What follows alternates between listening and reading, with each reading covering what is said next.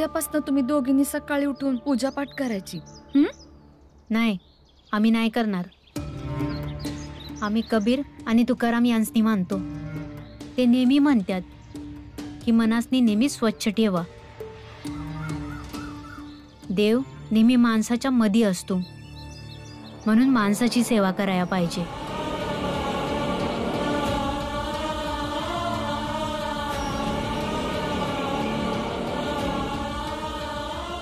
बरोबर आहे. समध्यासने आधीपासूनच ठरवाय काय करायचं आहे, काय नाही करायचं आहे.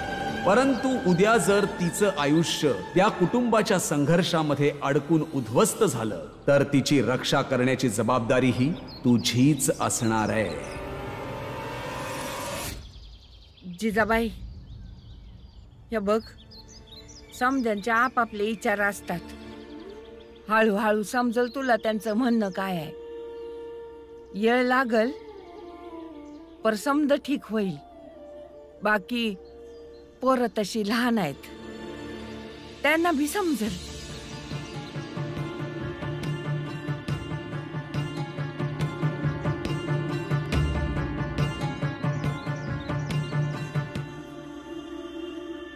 बरोबर बोलताय.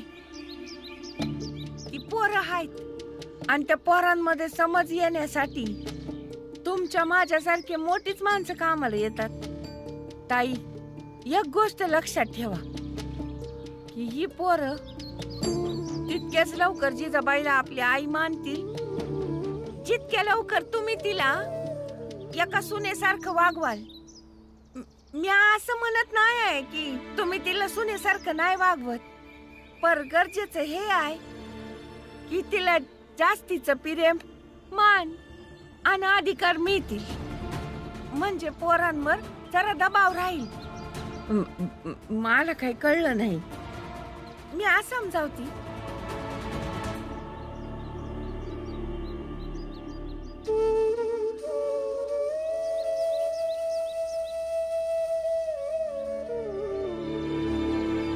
आई पोरा, चंपा कुठं आहे?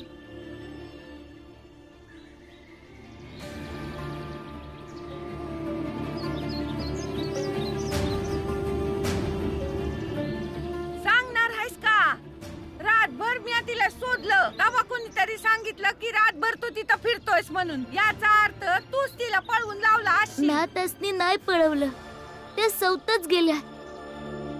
आणि आता तुम्ही कधी बी पकडू शकत नाही त्यांना, कारण त्यांनी निर्णय घेतला आहे. आणि जी लोक ठाम निर्णय घेतात त्यासनी कुणी बी अडवू शकत नाही. थांब, दाखवतेस तुला. तू नाही ऐकणार असं. नाही ऐकणार ना तू?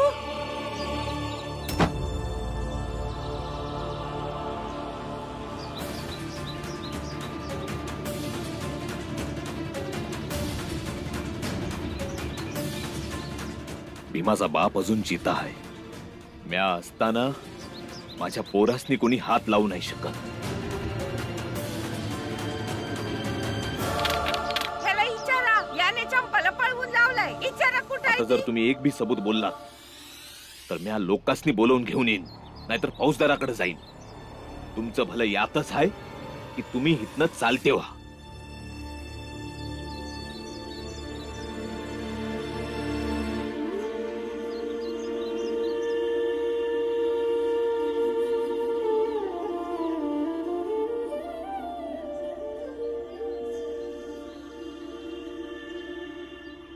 भीमबाळा, कदाचित तू 3.5-4 वर्षाचा असशील. अशाच कुठल्या तरी गोष्टीला घेऊन हट्ट करत होतास.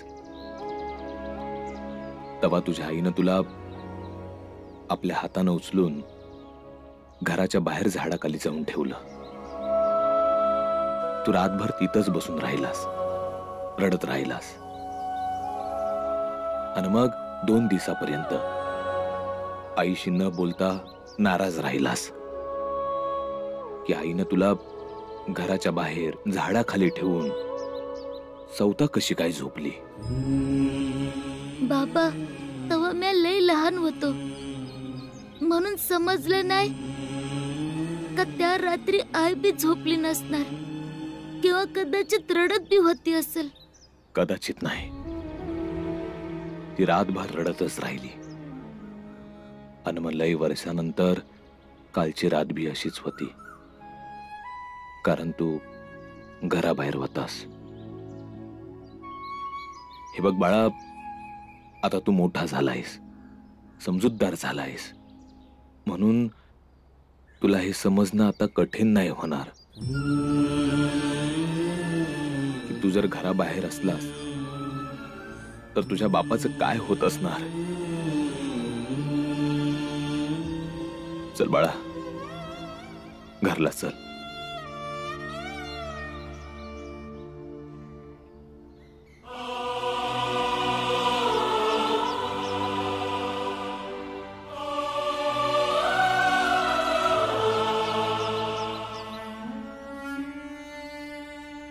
जिजाबाई, एका कुटुंबात जसे दागिने दिले जातात ना, तशा जबाबदाऱ्या बी दिल्या जातात.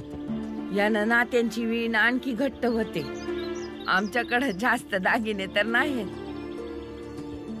पण जे काय हाय ते आज पतूर वहिनी सवताकडेच ठेवायची. हे समजे तिचेच हाय, पण आजपासून हे समजे तुझे.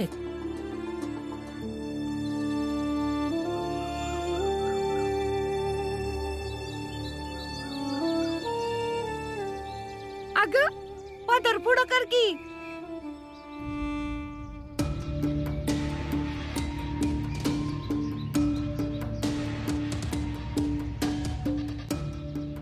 आशीर्वादावानी तिच्या वटीत टाका.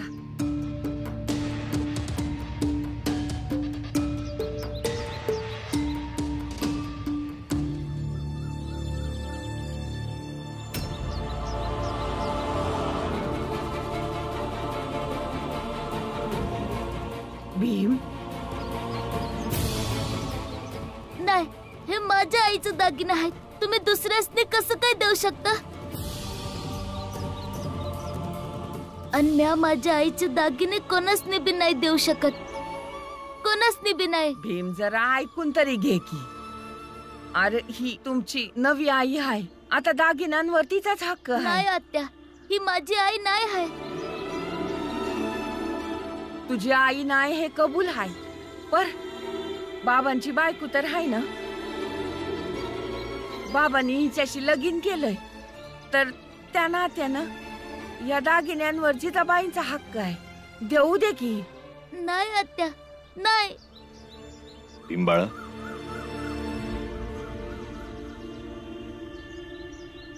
या दागिन्यांचं तू काय करणार आहेस? मी काय बी करीन, पण हे दागिने माझ्या आईचे आहेत.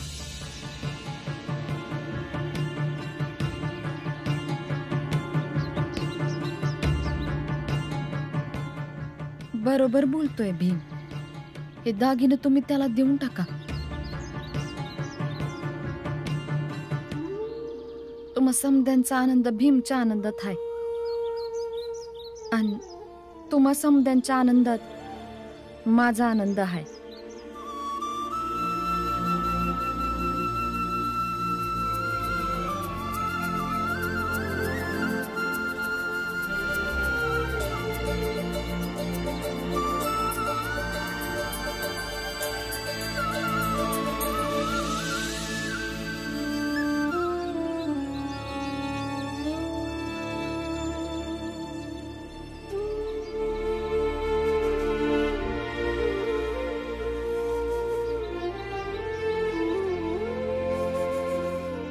भाऊ, भीमाला समजवावं लागल. त्याची मर्यादा काय हाय, कुठं थांबलं पाहिजे, आणि कोणाशी कसं वागलं पाहिजे ते. मीरा लहान आहे, शिकल तो. नाही भाऊ, बिना आईच्या पोरांवर गरजेपेक्षा जास्त प्रेम दाखवलं तर पोरं बिघडत्यात आणि घर बी विखुरत. ही चूक तू करू नगस.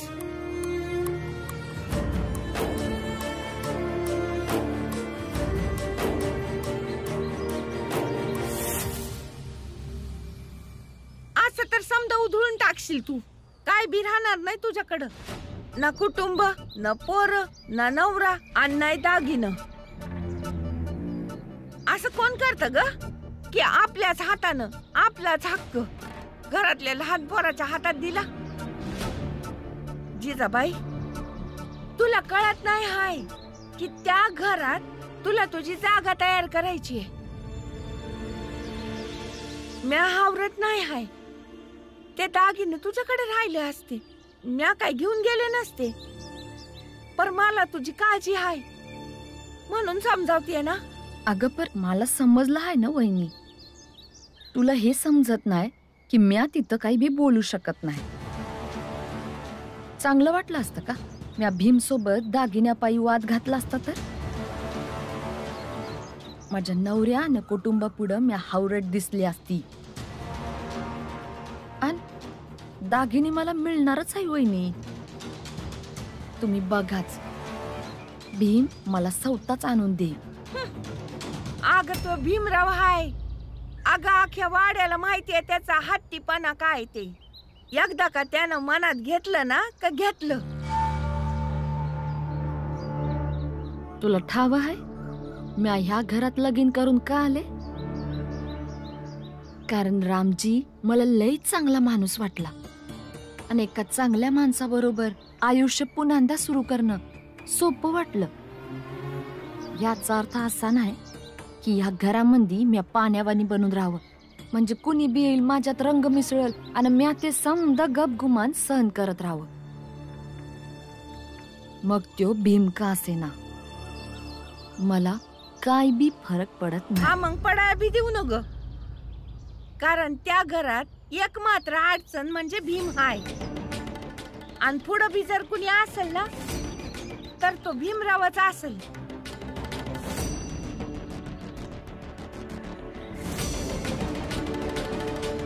कारण त्या घरात एक मात्र अडचण म्हणजे भीम हाय. आणि पुढं बी जर कुणी असेल ना तर तो भीमरावच असेल. भीम, एवढा समजदार असून बी तू असा का वागतोस र? नाही बाळा दादा, हे मी कोणासनी बी नाही देऊ शकत. भीम नका देऊ कोणाला दागिनं. पण आधी तर तू असा नव्हता ना. तू तर तुझं बी समज दुसऱ्याला देऊन टाकायचा असता. पण आज अचानक असं आईच्या दागिन्यांचा हट्ट कशा पाहिजे? हे बघ भीम, आईवर प्रेम आम्ही समजे बी करतो, पर खरं तर हे आहे ना की आई आता नाही आहे आणि ज्यांच्याशी बाबांनी दुसरं लगीन केलं आहे ती आपली नवीन आई आहे. भीम सारखं मी अभि त्यासनी आपली आई नाही म्हणत.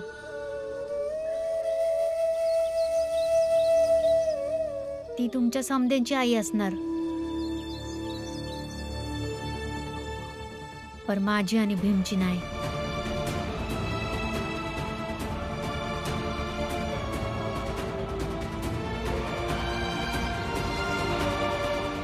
आणि आता मी अभि बघतो की भीमकडून हे दागिने घेऊन त्यासनी कोण देतं.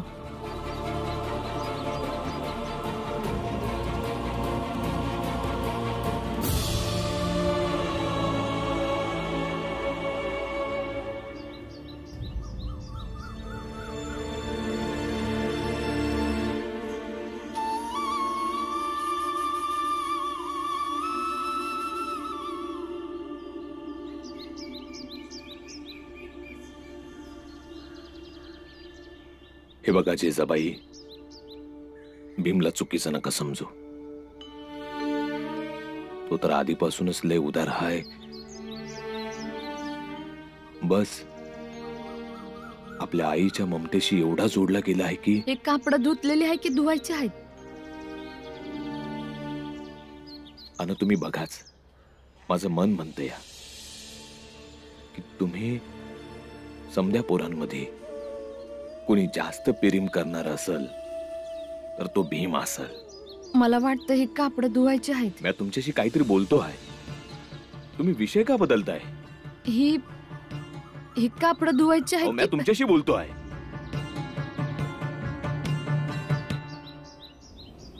पर मला बोलायचं नाही.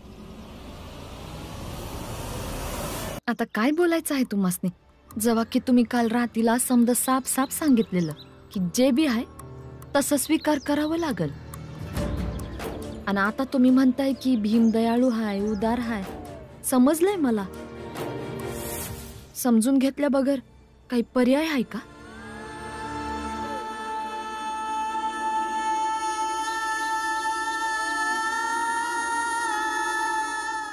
नाही, अशी काही गोष्ट नाही.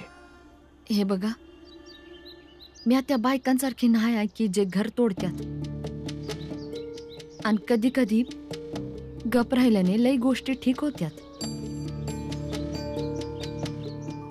विषय फक्त दागिन्यांचा नाही आहे. जेव्हा एखाद्या कुमारी पोरीचं लगीन होतं तेव्हा तिच्यासाठी तिचा नवरा आणि दागिने लई विशेष महत्वाचे असतात.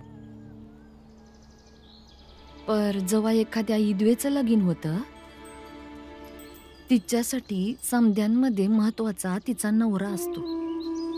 दागिने तर मातीमोल ठरतात. जावा तुम्ही बाहेर जा.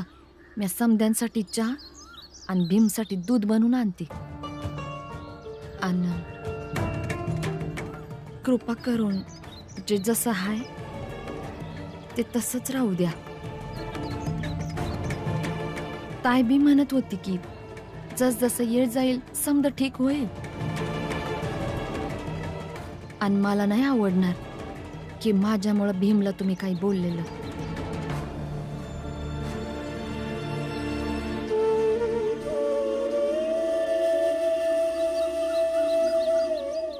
समजत नाही का आनंद तुला बी? तू बी याची साथ देतोस? वय नाही समजत आहे मला. तुम्ही समजे जा इथून. मोठ्या भावाचा तुला काही सन्मान आहे की नाही? मोठा भाऊ बी लहान भावाचा त्रास कुठं समजून घेतोय? भीम,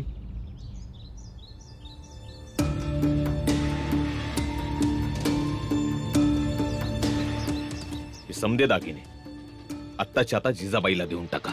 नाही बाबा. भीम, मी आदेश देतोय. एक बाप आपल्या पोरासनी आदेश देतोय. उठा.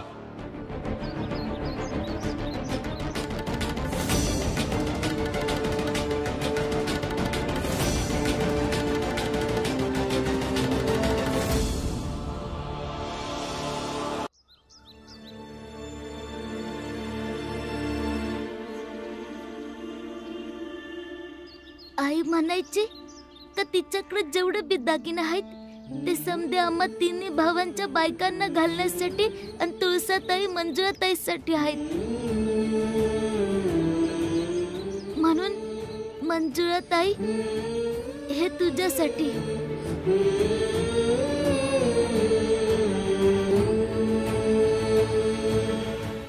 आणि तुळसाताई हे तुझ्यासाठी.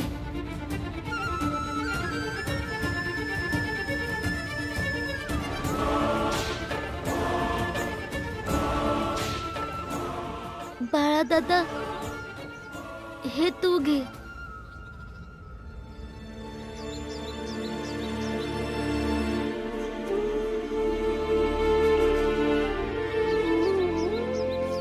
आणि आनंद दादा हे तू घे.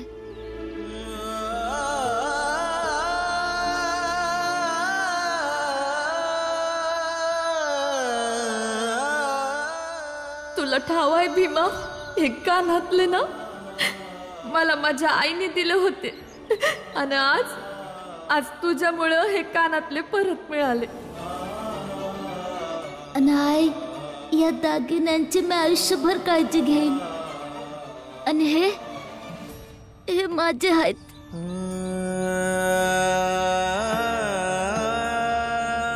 यासाठी नाही का मला दागिन्यांची हाव आहे, पण यासाठी का आईचा हा दागिना मला लय जवळचा आहे.